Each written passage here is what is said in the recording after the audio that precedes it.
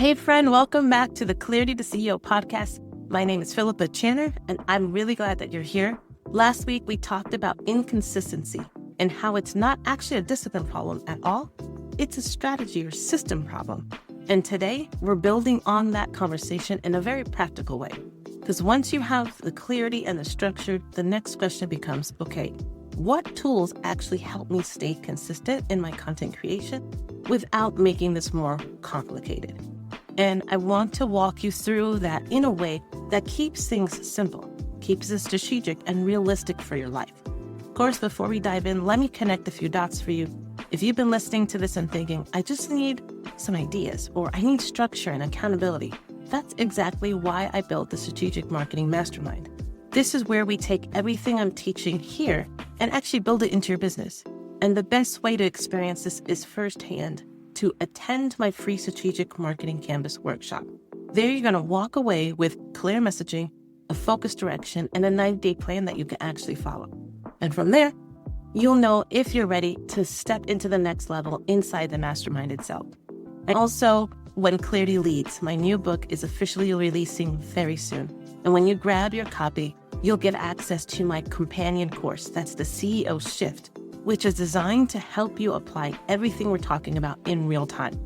All right, so hopefully take advantage of both of those opportunities. I'd love to see you there. And so now let's talk tools the right way. So first thing I want to mention is that tools are only effective when they support a clear workflow. Before I recommend anything, I want to make something very clear. Tools do not create consistency. If your marketing already is feeling scattered, adding a new tool will not fix that. In fact, it will make things probably worse because now you're managing another system on top of unclear decisions. What tools actually do is support a process that already exists.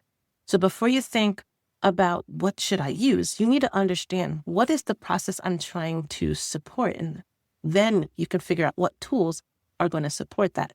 So for example, how do I come up with content ideas? When do I plan my content? When do I create it? How do I publish it? How do I review what's working?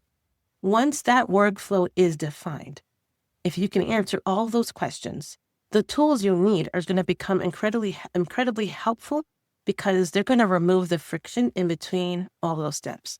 But if that workflow is still unclear, tools just organize the confusion.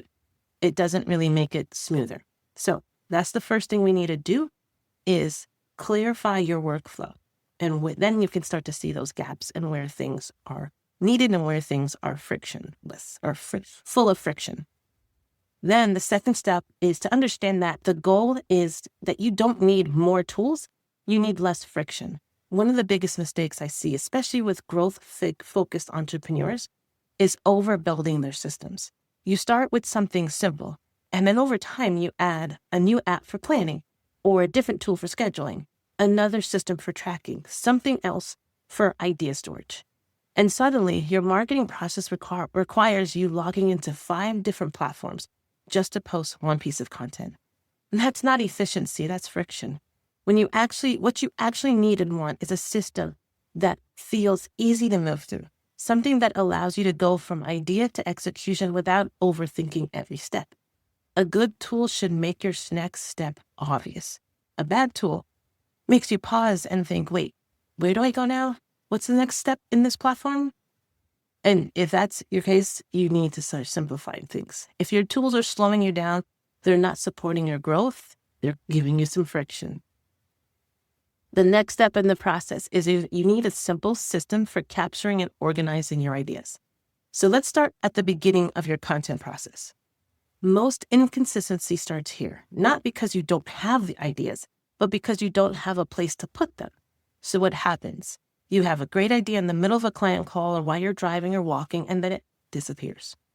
Maybe, hopefully later, you remember it, and when it comes time to create the content, most of the times your mind just goes blank. That's why we need a simple, always available place to capture ideas. This could be something very simple. You don't need to buy extra tools. It could be the Notes app on your phone. It could be a running Google Doc that you have, or if you have the Notion, you can create a Notion page. I love that app, the Notion app, and it's great for taking notes. And you can have a page just for content creation ideas. The specific tool really doesn't matter. It just needs to be accessible and work for you. What matters is easy to access, easy to use, always with you, no matter where you are. And then you build the habit of capturing ideas in real time, especially from client conversations, questions that are people asking you, patterns that you're noticing over time, or the problems that you're solving with your clients. That then becomes your content bank. And now, instead of ideas starting from zero every week, you're pulling from that growing list of relevant ideas. The fourth thing we need to think about is planning and creation should be separated, not mixed together. This is where a lot of entrepreneurs get stuck without even realizing it. They try to plan, create, and refine content all at the same time. So it looks like this: sitting down to post, trying to think of an idea, deciding if it's good enough, writing it out, editing it, second-guessing it, all in one setting. This can actually become very mentally exhausting. And when something is exhausting, you tend to avoid it. So instead, you want to separate these steps so you have room to breathe and allow each step to be at the most clearest and relevant. So have a dedicated time to first review your ideas. Next, you need to have a time to choose what you're going to focus on that week. And then lastly, align those ideas with your current offers or priorities. Then, in a separate block of time, focus on creating them. No deciding, no overthinking, just execution. This is what allows you to batch your work and reduce the energy required to show up consistently. And the last thing for today is tracking what works is what makes your system smarter over time. Looking at those metrics, looking at the data, tracking what's happening is going to help you understand what systems are producing for you.